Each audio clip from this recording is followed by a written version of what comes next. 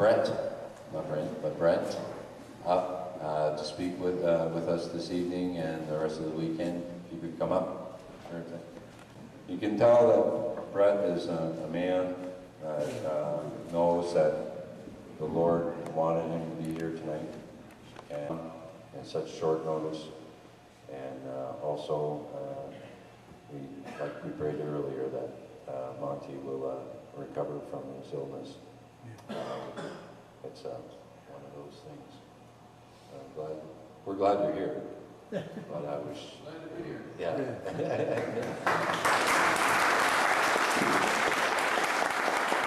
Just a little background on what I do and where I come from is I'm involved with Bridges of Canada. Bridges of Canada is what you call a holistic prison ministry that ministers to the children right on up through the offenders and their families. And I am the Vice President and Treasurer of Bridges of Canada.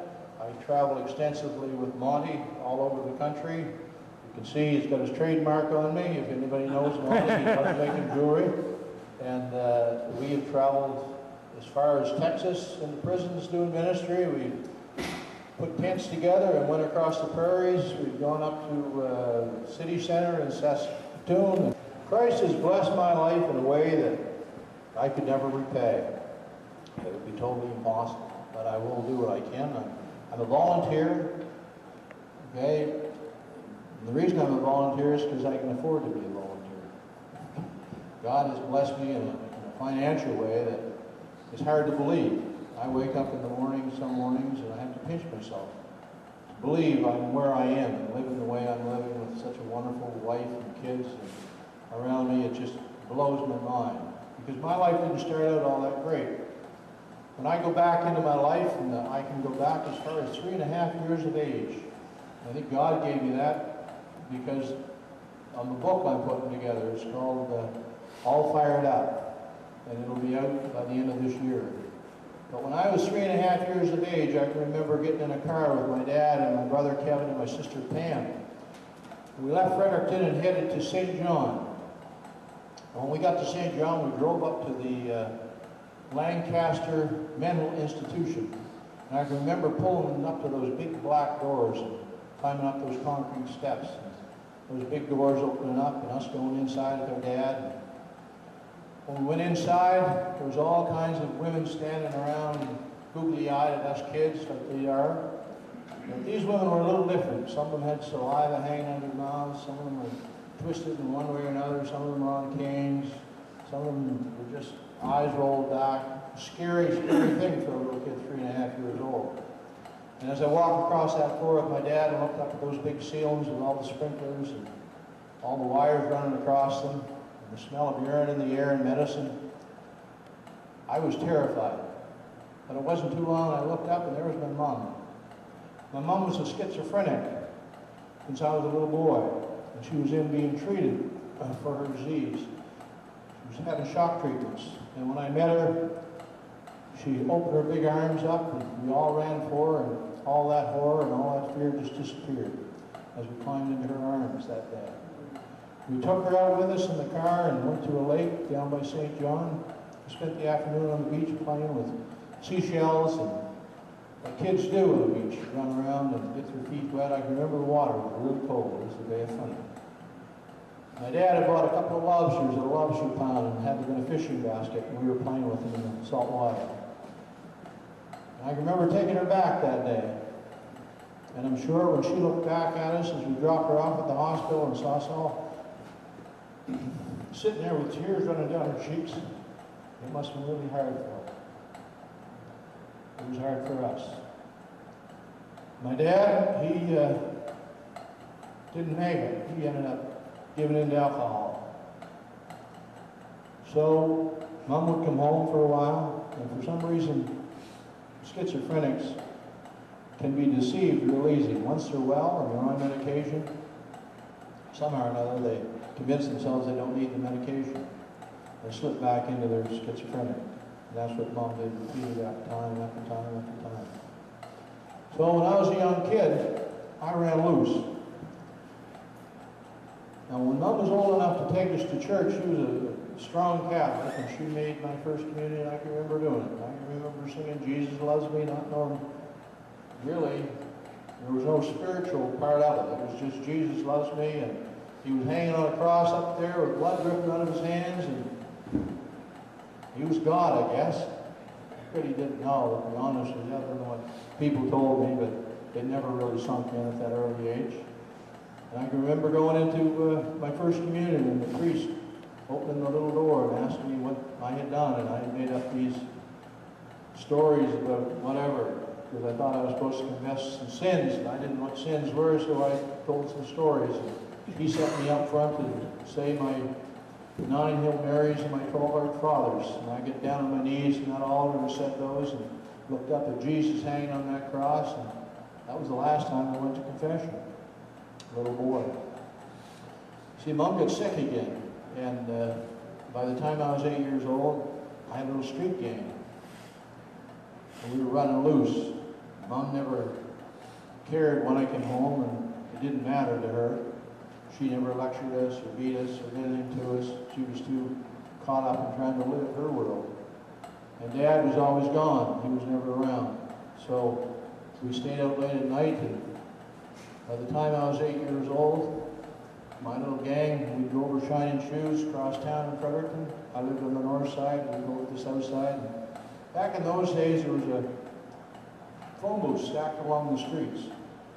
And do you remember the old phone booth? You fellows are as old as I am. You remember when you put a dime in, if you didn't get an answer, you put your receiver on, and your coin would drop down in the coin slot? Okay. Well, in my little wisdom, I decided to get some toilet paper and stuff those phone booths all full of toilet paper. So when you put your receiver down, your dime didn't come back. It got caught in my toilet paper. The only thing is, you couldn't see my toilet paper. It was up underneath. So the dimes had filled up, and by the end of the week, we'd go raid these phone booths, and we'd have a lot of money. Like, I could take the whole gang to the show. We'd buy our bean shooters across the street, and we'd go in and terrorize the theater. Get our paper clips, knock holes in the screens, do all kinds of bad things for young fellas. I had one day when we were looking around the liquor warehouse in the city of Fredericton, I found a way in. There was a chute where they used to load beer into the liquor warehouse. And I found if I got on that chute, it would send me down to a trap door, and I could reach up underneath it and undo it and slide into the liquor warehouse for the province of New Brunswick. Here I was 8 years old, 9 years old. So when I get inside, there was all these cases of booze. Well, I didn't drink at that age. I'd stuff them inside my coat, and then I'd go out and I'd bootleg it to the older kids. So I had a bootlegging business going pretty good by the time I was 10 or 12. But one time, the night watchman caught me coming out, and I was just a kid, so he just told me he'd kick me in the butt if he caught me in there again, and I decided I better not go back. But that was just the start of it. I used to run a crapshoot, and my father had a store on Union Street, and the kids would come around to play the pinball machines. And I had this fold-out 7-11 game of dice, and I'd get them all outside with their change, with their allowances, and I'd get them playing this crapshoot with me. I'd take all the money. At that time, I thought it was funny. I liked it. I liked making money. It was fun. And I used to go over and shine shoes and go in the stores and shoplift and just raid the stores. At Christmas time, I can remember one Christmas, they had all these Christmas bulbs hanging. And we went in the Metropolitan store on Queen Street, Jackie and me and Dave and a bunch of us, and I stole a box of paper clips. There was about 100, 150 paper clips in it. Then I got a bag of elastics. And we divvied up the paper clips and we divvied up the elastics. And I said, guys, let's go in there and get those bulbs that are hanging all over the place. So we were in the store, and there was mannequins with just a leg, and there was a nylon over the mannequin, and there was a big bulb sitting on top of the mannequin. And I remember this lady was at the counter buying some perfume, or nylon in the drawer. I think it was perfume. And I can remember getting back a row or two from her and winding up and letting her go and hitting that big bulb, and it exploded. And the clerk was screaming, and they threw out her jumping back. And we were all laughing to kill ourselves. They couldn't figure out what was going on. As we went through the store, we kept clipping off the bulbs, and then we went into the store next door, Creed's. And I remember the rows, you could see from one row to the other, and one of the clerks was bent over.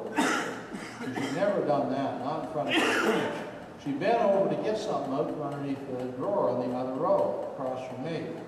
And I could see through underneath some stuff that was hanging, so I wound up into a rack, let her have it on the butt. And like I was 8, 9 years old, but that's how devilish I was. And they caught me. I couldn't get out of the store fast enough. They cornered me and got me into the office and got the 3 or 4. But what could they do? We were kids, right? It was Christmas time, they were busy, so they pretty much had to let us go. I can remember running away and going down to St. John. We were going to catch a ship and go overseas. At this time, I'd been put on probation and I just wanted to get out of town. One night, Dave and Jackie and I were running around through the hospital on Brunswick Street. I spied a nurse's purse in one of the stations that was across from the door coming in. And Dave, he looked around the corner and seen the coast was clear, so I shot across and grabbed the purse, out the door with it. And we split the money up and thought we were having a great time, but it didn't work out too good. Foolish kids. We hired a taxi and went to a hotel, rented a room, and bought all these chocolate bars and had them all over the bed. And we were having a great time until my uncle, who was a sergeant on the police force, came to the door. The party was over. Anyway, I was put on probation for that. And amongst a bunch of other stuff that I had gotten into, and they kept warning me and warning me. Even when I was a little fellow, 6 years old, my grandmother used to come and stay with us, and she used to leave a purse on top of the fridge. And I spied it one day and opened it, and $55 on it. I got my brother Blake. He was younger than I was. We beat her over town. We were walking down Queen Street with these $5, wondering what to do with it. We seen this fireworks store. Well, when you were a kid that age, that's pretty intriguing. So we decided to go in and invest in some fireworks. We bought a bunch and brought them home. Went up behind the houses in the sand pit, and right in the middle of the day, and had all the kids from the neighborhood rounded up, and we were shooting off these fireworks. Having a great time. The powder was going through the air, we were just having a ball. And I didn't realize it, but my grandmother was coming up the path toward me. Before I could get away, she had me by the hair of the head. My other brother Blake, I never knew he could run that fast. He made it at home, and she beat me all the way home with a shingle, one of those cedar shingles. Nana couldn't beat real hard. And she was a wonderful lady. But it's funny how you get twisted at a young age like that. And I was twisted, really twisted. I built up a wall so strong that nobody could get near me. The only people that could come inside my wall were just a few friends I had. No old, no grown-ups, nobody that I didn't know. They wouldn't let you in. I'd listen to what you said, and you'd right in one ear and out the other. I'd been hurt so many times. I remember praying to God to help me with my mother and father, and nothing happened. So I even gave up on God. I figured He didn't like me either. He didn't care about me either. My mother, she couldn't help me. My father, he didn't care. Now God doesn't care, so why should I care? I remember at the age of 12, taking a pickaxe out of a garage. On a tear, we were on a rampage that night. We had just broke into a car and stole a bunch of bullets out of the dash. And we were turning the corner on Charlotte Street, and there was a pickaxe sitting in the garage. And I went over and took that pickaxe. There was a brand new car parked there on the side of the road. I had no idea who owned that car. I took that pickaxe and I beat that car all to pieces. And I was only like 12 years old, 10, 12 years old. I had a lot of rage inside me, a lot of anger. And we went down that street, Charlotte Street, driving bullets through windows. You can imagine. We didn't have guns, so we couldn't throw them. Well, needless to say, we got caught, and my friend Jackie and I were sentenced to the NB training school, Kingsbury Training School.